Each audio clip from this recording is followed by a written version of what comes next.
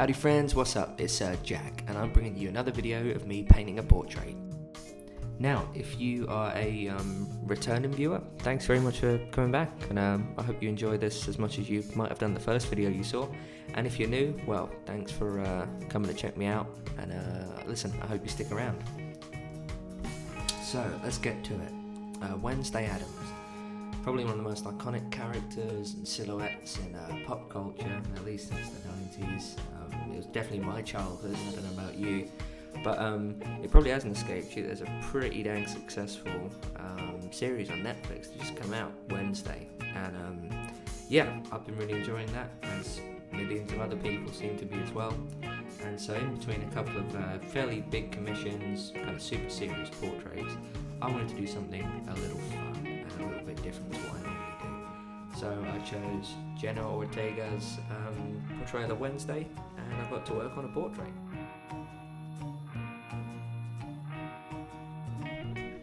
Now, obviously, being kind of a bit more of a study than a full portrait or a full figurative work, I kind of just wanted to figure out the darker tones and, not the highlights necessarily, but some of the lighter areas. Just start sculpting the face, because generally I find if you get the features, but especially the eyes, if you get the eyes, then everything else kind of tends to fall into place, at least when you're working on something that is just the face, especially of a character that's so expressive and fun. The reference I was using was super interesting. It was a little bit different to what I was used to, so it was a bit of a challenge, and yeah, I really enjoyed that part.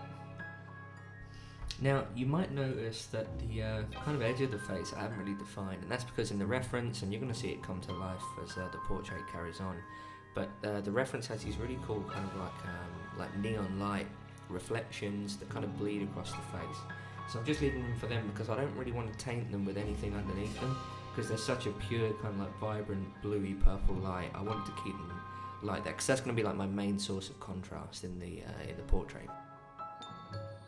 And super important with a portrait, obviously, I'm kind of starting to just give that face a bit of a space to sit in. So I'm putting in the braids, the pigtails, which are just as iconic for the character as they are useful for the portrait, because they sit behind the face and they kind of push that face forward a little. And I'm just sculpting the areas of the face to kind of push it back and give it some of that depth, which is so interesting.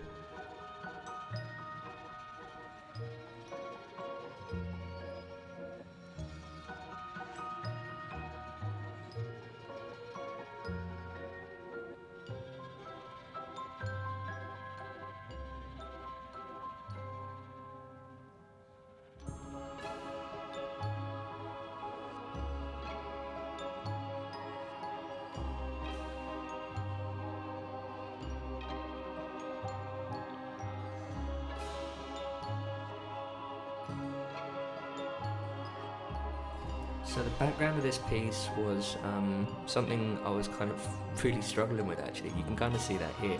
I'm kind of trying out all these different things. I'm putting things on the canvas, then wiping it off with a rag. The reference is this really vibrant, kind of electric-y purple, really popped. And I kind of struggled to replicate that, I'm not going to lie. Not that I was trying to copy it exactly, but I wanted to give it that same contrast and that same kind of tonal shift across the portrait. So you can kind of see I'm messing around with the background, and ultimately I just decided to get something down. Okay, you can always change it later.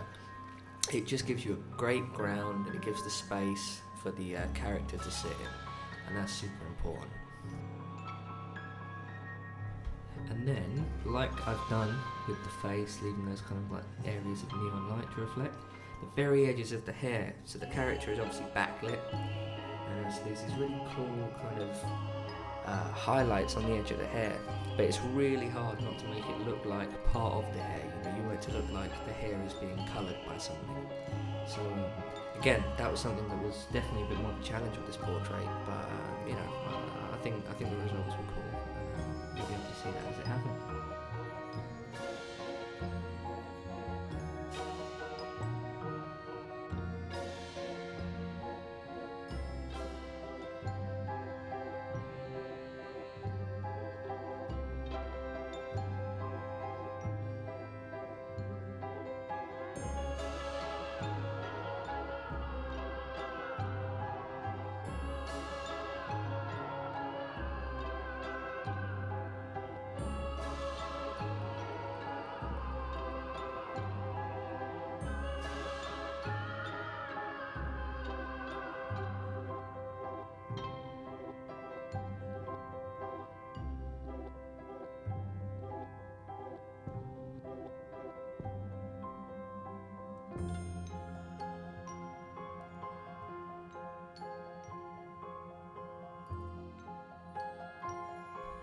then dun dun dun, the tiny brushes and the mole stick come out.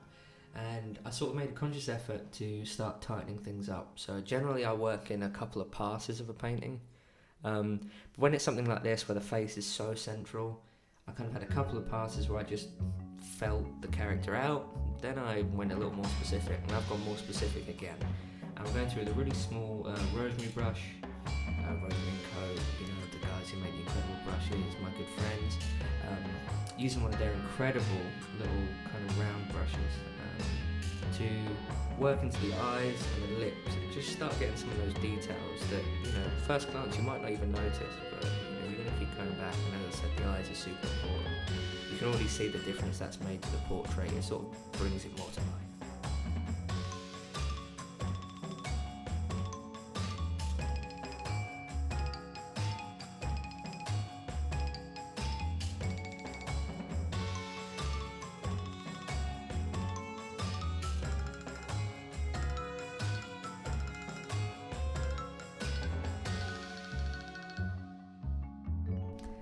This part is really where it starts to come together. I'm kind of looking at everything I've put down in context. I'm trying to tie it all together.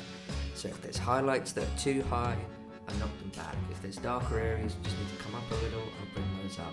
And this is all kind of part of the tightening, which you're going to see over the next couple of minutes. So listen, I've been Jack, as always. Thank you so much for watching this far. I hope you enjoy the rest of the video. Don't forget to like, subscribe, and comment any questions or any paintings or characters you'd like me to try next. Thanks for sticking around.